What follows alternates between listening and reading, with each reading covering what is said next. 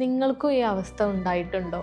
അതായത് ഭർത്താവിൻ്റെ വീട്ടിൽ നിന്നും സ്വന്തം വീട്ടിലേക്ക് പോകാൻ പെർമിഷൻ എടുക്കേണ്ട അവസ്ഥ. ഒട്ടുമിക്ക ആളുകളും ഇത് ഫേസ് ചെയ്തിട്ടുണ്ടാവും.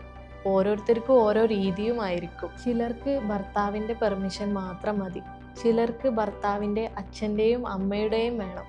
മറ്റു ചിലർക്ക് അവളുടെ അച്ഛനോ അമ്മയോ വിളിച്ച് മകളെ ഒന്ന് ഇങ്ങോട്ട് അയക്കണേ എന്ന് പറഞ്ഞ് പെർമിഷൻ എടുക്കണം.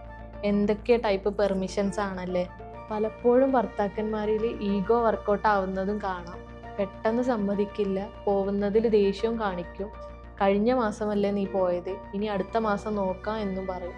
ചിലർ പറയും അമ്മയോട് ചോദിച്ചിട്ട് അമ്മ സമ്മതിക്കുകയാണെങ്കിൽ മാത്രം പൊയ്ക്കും. ശരിക്കും ഇങ്ങനെ ഒരു പെർമിഷൻ എടുക്കേണ്ട ആവശ്യമുണ്ടോ? ഇഷ്ടമുള്ളത് ചെയ്യാനും പറയാനുമുള്ള പേഴ്സണൽ സ്പേസ് എല്ലാവർക്കും ഉണ്ട്. അങ്ങനെ ഇരിക്കുമ്പോഴാണ് സ്വന്തം വീട്ടിലേക്ക് പോവാൻ ഇങ്ങനെ ഓരോ കടമ്പകൾ. ഭർത്താക്കന്മാർ ഇതിലൊന്ന് മാത്രം മനസ്സിലാക്കിയാൽ മതി. നിങ്ങൾക്ക് വൈഫ് ഹൗസിലേക്ക് എത്ര ദിവസം മാറി നിൽക്കാൻ കഴിയും? ഇതിനുത്തരം അറിയുന്ന ഓരോ ഭർത്താവിനും ഭാര്യയെയും അവളുടെ സിറ്റുവേഷനും മനസ്സിലാക്കാനും സ്വന്തം വീട്ടിലേക്ക് പോകുന്നത് നിഷേധിക്കാതിരിക്കാനും കഴിയും. സ്വന്തം വീട് പോലെ ആവില്ല മറ്റൊന്നും. അത് അവരിൽ നിന്ന് പിടിച്ചു വെക്കാൻ ശ്രമിക്കരുത്.